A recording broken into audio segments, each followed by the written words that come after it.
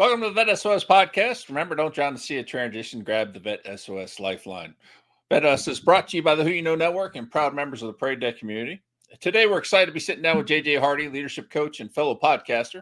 We're looking forward to discussing his work with our veteran community, the great stuff he's doing to try to help people, through their transition and get ahead and get a leg up, and the different various things he's doing to support our community, which is absolutely fantastic. I'm here as usual with Keith. Keith, how you doing today? I am living the dream as always. Sean, how you been? Not too bad, man. I can complain, but people get tired of listening to me complain. So it's right. Just keep going. So and hey, nightmares are dreams too, man. So yeah. Yeah, you know what? We're here podcasting. How cool is that? We could have a great conversation and learn about some cool tools. Exactly. Hopefully, help some folks. There you go. All right, so we'll jump right into it. We got Jeremiah Hardy, leadership coach, resilience advocate, veteran advocate, and founder of Victory Leadership Coaching. With 18 years of military experience, he empowers leaders to excel through empathy, communication, and mental toughness. Passionate about workplace culture and personal growth, Jeremiah helps organizations foster thriving teams. His work inspires intentional leadership and lasting impact. JJ, how you doing today, man? Man, it's good. It's morning time. I have my coffee. I can't really complain when all those things are kind of set in place. Plus, I got two great people to have a conversation with. I always love when we refer to either the date or the time, because then when it comes out, a month later at 7 p.m., people are like, what? I'm motivated at 7 p.m. Maybe I'll drink a cup of coffee at 7 p.m. I don't care. Yeah, that is absolutely correct. All right, so let's start with the transition, brother. How did your transition out of the military go? Well, it was a little bit rough. I ended up getting to the point where about 16 years, about little less than 17 years in, I ended up with some medical issues, and I had to transition a little bit early, and it was a little bit awkward. You hear all these stories about people who are younger in their career when they transition because of a medical issue. They have a rough time with their chain of command, but you don't expect a senior CW2 to go through the same process. I was basically a glorified private sitting behind a desk, not even being allowed to use the stuff. They wanted to include me to make it formal, but they didn't actually include me. It wasn't horrible, but it wasn't great either. It was not expected. So as you went through that process, though, obviously you wound up with a truncated timeline and sort of had to deal with things as they came. But, was there anything specific you're able to use, any programs, anything like that helped you, through the whole process? Well, yes, actually there was. And so, I really leaned on my VSOs. I'd been in for a long time. And so, a lot of the people that were there, when they found out I was doing it, they were like, well, I need to link you up with my friend who did this, and you should leverage some people that got out. And so it was the VSOs that were there. There was a VA rep right there in the transition office that was very, very helpful. I knew I was going to be going to Virginia, and so I was getting stuff lined up before I even left to active duty to go over there. Just basically all the resources that were there, I leveraged them. I participated heavily in TAP about 6 months out. And though the TAP program isn't super fantastic, it definitely, they definitely talk about all the resources that you need. I think a lot of people struggle during their transition because they don't use the resources, or maybe they don't quite understand. But, again, when you spend a lot of time in, you kind of understand what all those are for, because you help other soldiers with their transition. So, when it comes to that point, it wasn't that bad. I just used all the resources that were there. I definitely leaned on the representatives in the TAP office outside of the transition briefings, because they have a lot more resources there with actual names and titles and phone numbers and emails behind them than they give you when you're just going through the motions and doing those briefs. Yeah, I definitely can appreciate that. I think you're absolutely right in the sense that, through the transition process, the TAPS program all the information's there. Sometimes it's a fire hose, and sometimes it's just the wave, tops, telling you, hey, look at this, check this, you do this, and I know what I went through. I was in a senior program, so the like we had Martin Day, which you'd get out early release, so everybody wanted their early release. It just so happened to be the same day we got the VA briefing. I'm like, really? This is like the most important briefing. You all want to go home early. But that's the culture, I guess. So definitely paying attention and pulling some of the things out there. There's a lot of valuable tools, and every one of the courses has some sort of workbook, so you can always look back on it. I still have them, actually. The only one that I find not quite as valuable is the DOL handbook, but otherwise everything else there, it just has a list of resources. Yep. And I mean, anyone who spends a long time doing any job knows that when you are going through anything with that job, you need to leverage your resources. If you just let those resources sit there and fall to the background, you're really missing out on an opportunity. Sounds like he's going down your route there, Keith, with finding a mentor, finding 10. Right. Exactly. I had a bunch. Yeah. Well, and there's only, I call it the sea of goodwill, there's almost too many resources out there. Right. And so navigating that, which is part of the whole purpose of the existence of this podcast, right, is to traverse or to navigate that sea of goodwill, or that sea of transition of all the resources out there. Because let's face it, not all of them have the service member's best interest at heart. Not all are created equal. And so, having mentors to point you to these various resources, and which ones, because they all have their pros and cons too, and like some have strengths over others and their own focuses. So it's just the amount of resources that exist is overwhelming in and of itself. True. In addition to everything else you're dealing with as a service member. So it's like, you got all this help, let this overwhelm you too. So, but there definitely is a different part to that though, right?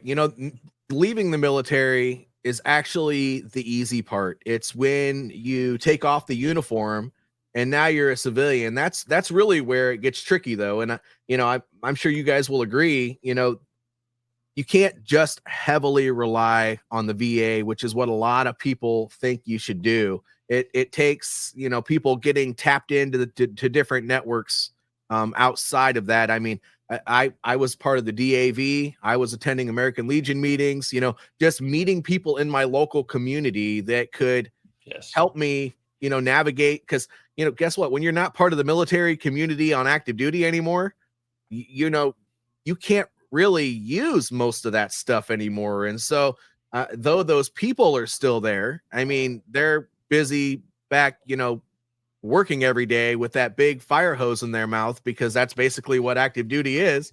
And as we all know, and once you're transitioned, now you have to kind of navigate things on your own, or as we just got done discussing, find people that can help you understand what's available. So I think this is a good segue into coaching here. You want to tell us a little bit about your organization, Victory Leadership Coaching?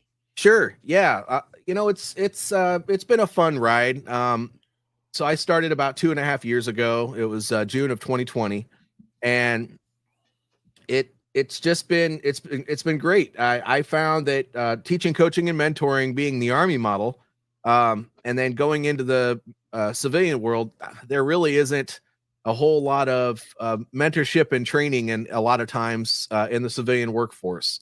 And I found that to be weird, because, well, when we're on active duty, that is how we live.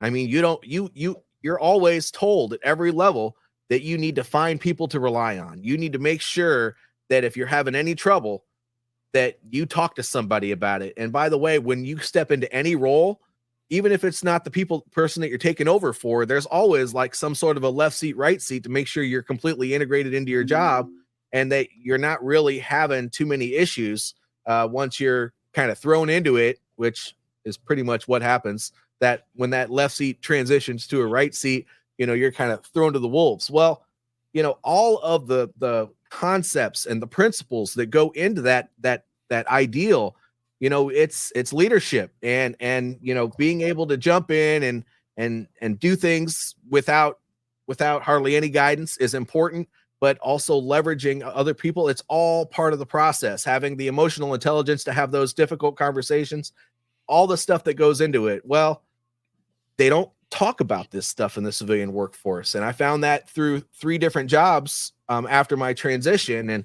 And so I decided I'd try to tackle this on my own, because you, me, Keith, I mean, we all have significant experience with this stuff. It was basically pounded into our soul with a hammer, and literally pounded into our soul with a hammer through training and maybe some other mean tools. Yeah, yeah, pretty much. But no, and so I went through some additional training myself. You know, I learned more about. I got a coaching certification, and I took a couple college classes on executive coaching and organizational development. I just wanted to kind of make sure I understood more about the civilian workforce and how it worked, and how to measure some of those metrics that we had a lot of conversations about on active duty. But if you're not, you know, in an organization that really fosters that ideal, then how do you do that as an external rep, and how can you teach people those tools so they can do it when you leave? And so that's really what Victory Leadership Coaching is. And you know, that is morphed into business development consulting and all kinds of stuff. But then one thing that I still enjoy is that one-on-one coaching relationship that I have with young managers, especially. I have a training program for the young managers as well that kind of gives them the basic idea of what leadership is, and now that they're in that new role, what to expect, how important is every aspect of that new role, and how is that different from when you were that line person or that execution level employee.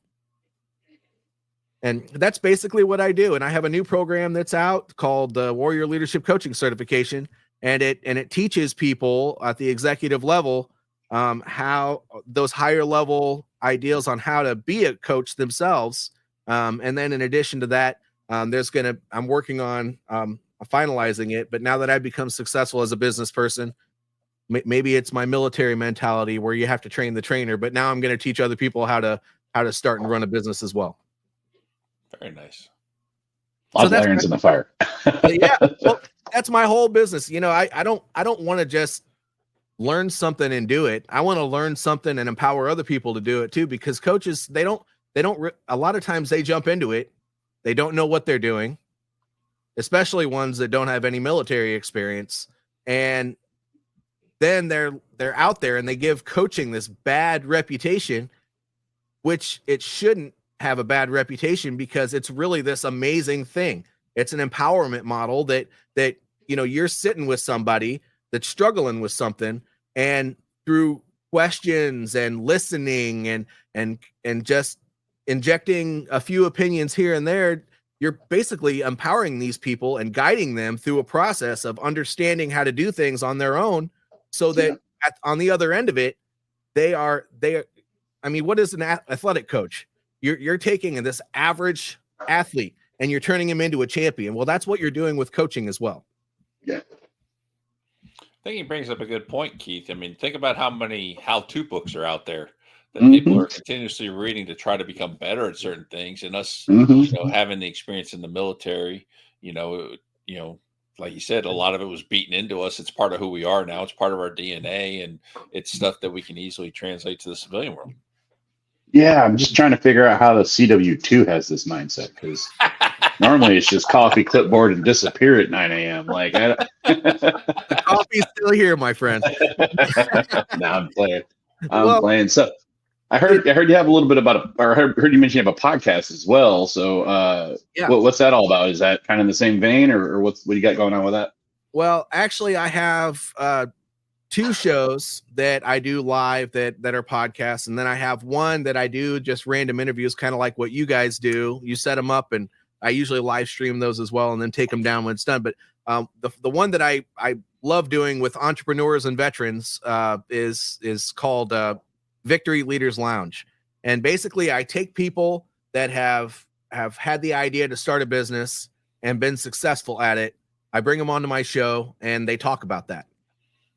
Well, on the other side of that, I like to bring veterans who had a successful transition, whether they are now in this high level position in the civilian workforce, or maybe they started their own business and they just came out of that transition process on the top side. Well, I think both of those are important because a lot of people, I mean, Sean brought up the idea that people read all these self-help books and they're always trying to figure out how to become better and all this other stuff. But if you can see these real life stories about people from all different walks of life, where maybe they had a struggle story when they were growing up or a young adult, and then they transitioned from the military and maybe they had a difficult time during that transition, but they all came out of it on top. Mm-hmm. I mean, how motivating is that for somebody who is in the mindset or in the position where they're struggling right now, but they want to be successful at something? So that's what that one is. And then warrior leadership, I have there's another veteran. His name is Derek. He calls himself DB the therapist. But we have a podcast called Warrior Leadership where we kind of bridge the ideals of leadership coaching and therapy, and we talk about how they kind of bridge together. That's one that we do. That's going to be going live again, actually, as of next week on Wednesday. It's going to be 8:30 Central Time. It's going to be like a breakfast time when you're on your way to work, or if you're already at work, depends on what area of the country you're in. And then I have a show that I do every other Saturday with a guy by the name of Chris Pinkowski.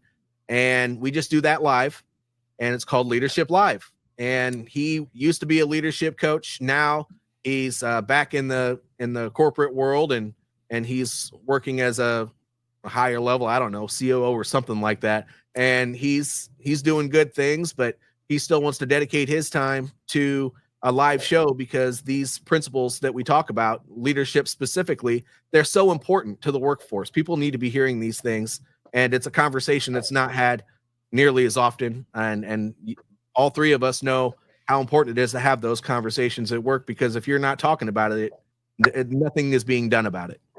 Yeah. It's a good point. Yeah. So, I mean, you have all these great things going on with leadership and still supporting the veteran community and helping people get ahead, work through their transition, and then helping, C-level executives, become better leaders and things like that. All fantastic stuff. But I know you have your hands in other things as well.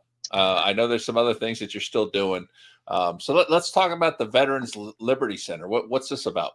So the Veterans Liberty Center it's an organization, and they're very small. They're local to the Johnson County over here, but what they do is they help homeless veterans with clothing, with resources at the VA and other people outside of the VA. They help them get to a better place, and the goal is to get them in housing and a job, because that's that nobody wants to live on the street, and a lot of those guys do, unfortunately. And then also people who are veterans who are maybe suffering from substance abuse of some sort. If they're trying to come out on the top side of that, they have support groups. The facility is completely drug free. They have an auto shop there.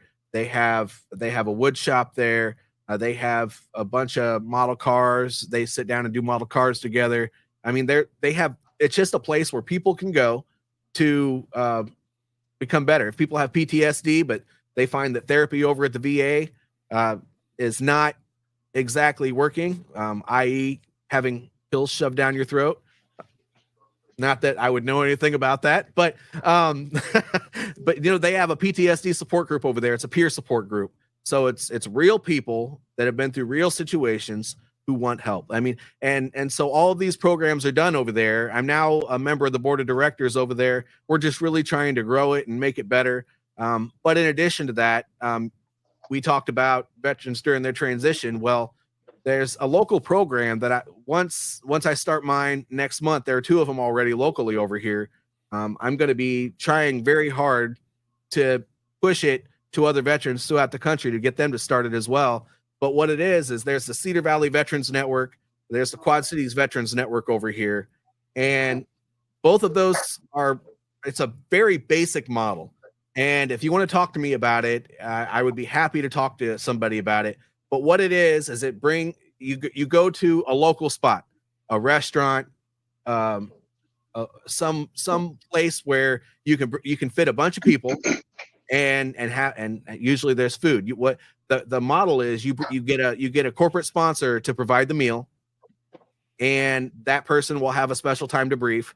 But otherwise, you're bringing veterans to this who are looking for employment, or actively seeking employment, and employers who are looking for employees, which right now I think is everybody.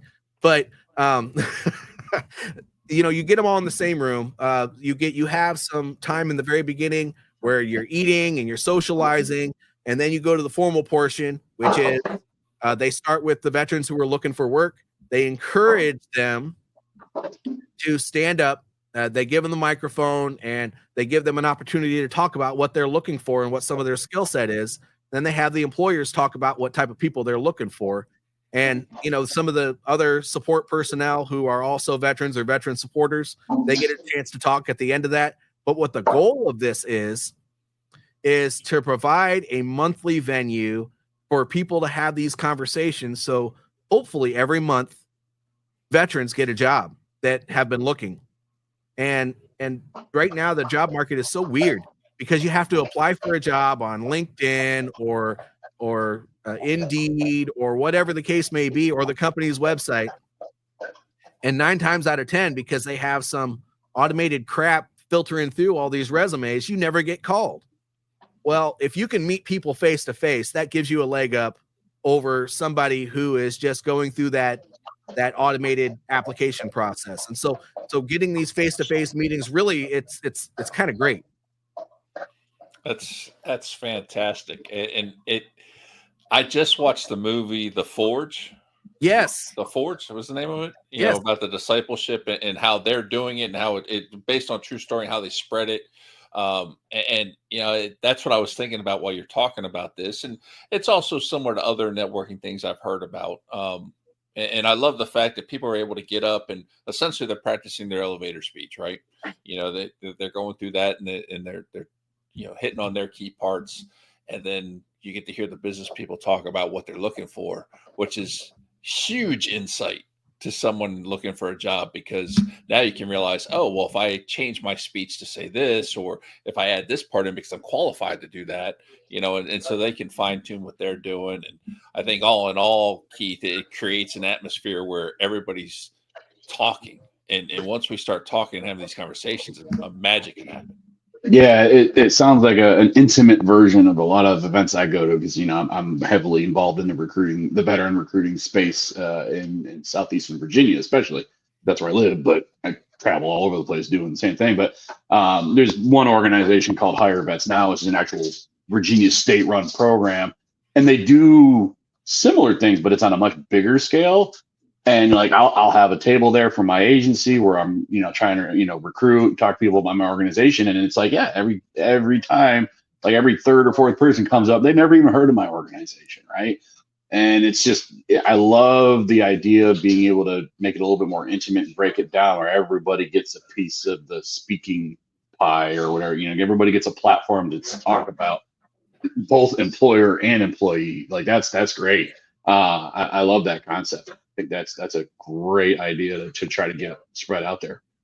Well, and every medium-sized to major city, in my opinion, in the country should have one or more of these. If we're not bringing these people together, I mean, they don't have to do it just for veterans, but obviously I'm in the veteran space and you guys are in the veteran space. So, I mean, I think that's valuable for us, especially since there's this weird awkwardness a lot of times between civilian employers and veterans, and it's just not necessary. We're all just people out there trying to make a living. And at the end of the day, having those conversations, having the venue rather for those conversations, it really kind of takes away some of that awkwardness. And so doing this once a month, and by the way, it's free, and every single place that hosts these, they just let these meetings happen for free. Normally, somebody would charge for an event space type thing for something like that, but because it supports veterans, a lot of these organizations let us use it for free, and I think it's important. I mean, I know many people who have gotten jobs at these things, and it's just not an easy hurdle to jump over, especially now that everything is automated, which drives me crazy. We've all been through the process where you have, in a given month, you apply for a ton of jobs, and then 99.9% of them are all, that nasty gram that you get in an email that says you're not qualified, or we've moved on to somebody else. Yep. I guess if you get an email at all. Yeah. If you get an email at, oh my gosh, don't even get me started. Anyway, yeah. I'm coming up on a year. I'm still waiting on my rejection letter from one organization that I know didn't hire me. So maybe it'll come across here soon. Oh yeah, I still got things in USA jobs from 5 years ago that are still say pending or whatever it is. I'm like, come on, man. Me too. Yeah, and I don't know how that's even possible since those postings have been taken down. Right. But yeah, no, that's everything that I'm doing in a nutshell, and I think that through advocacy, which is what this podcast really is, it's bringing awareness and advocacy to certain things. Absolutely. Hopefully, we can all come together and come up with more ideas too on how to solve this veteran homelessness and difficulty finding job issue. Yeah. So you really brought me back to my SLC SGL days with a lot of the leadership stuff you're talking about. I got really passionate about that during my 3 years in that role, which I probably my favorite job in the entire time I was in uniform. But all that to say, there's no one answer to this, but I'm going to ask you for the one answer. Like, what is the one single most important piece of advice that you would give to, we'll give you a 2-part answer to any service member, regardless of rank, but more so the senior enlisted or senior officers that are coming out? Oh gosh.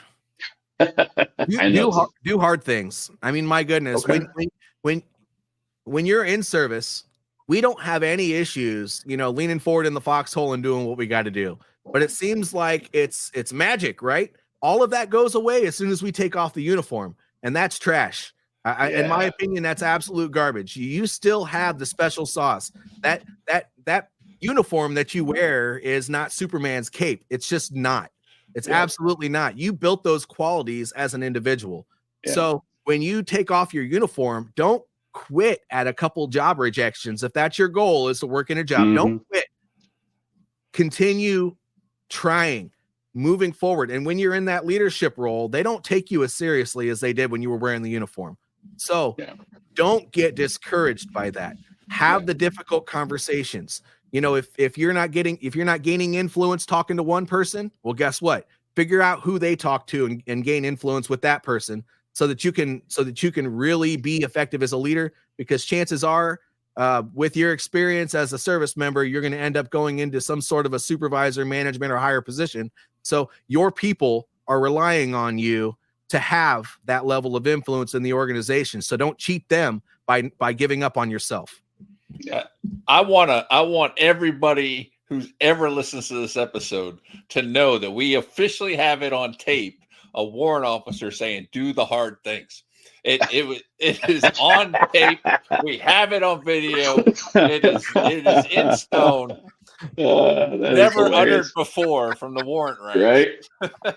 Yeah, but you're absolutely right. And we tend to get and there's a lot of it is almost, and we're almost out of time. I got to wrap this up. I feel bad, but I can't help but comment on how a lot of us we get almost like a sense of entitlement, right? Like, I shouldn't have to work this hard. Like, literally yesterday, I was working with a retiring Marine Corps lieutenant colonel, and we were talking about the tailoring of resumes and how important it is because of all the algorithms, yada yada yada.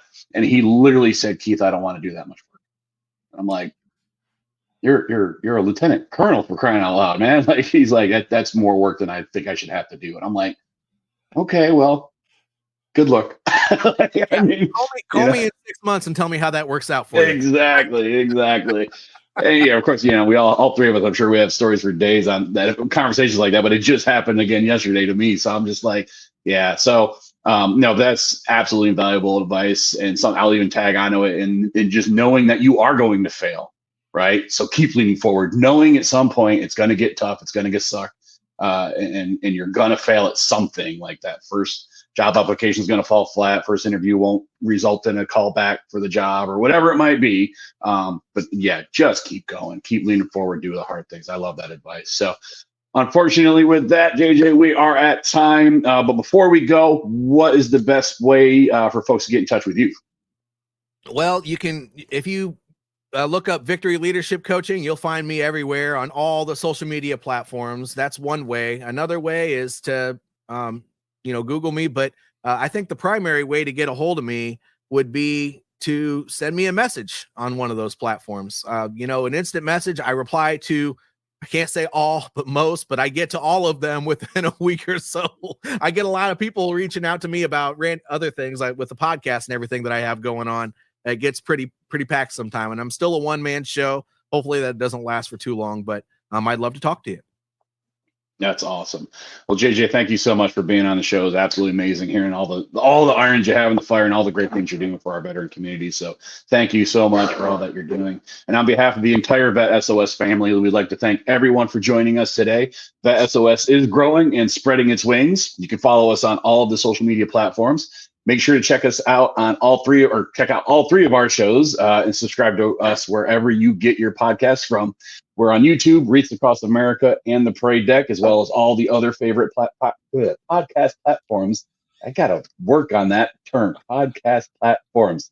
Anyway, check us out. We're all over the place. And remember, don't drown in the sea of transition. Grab the VET SOS Lifeline.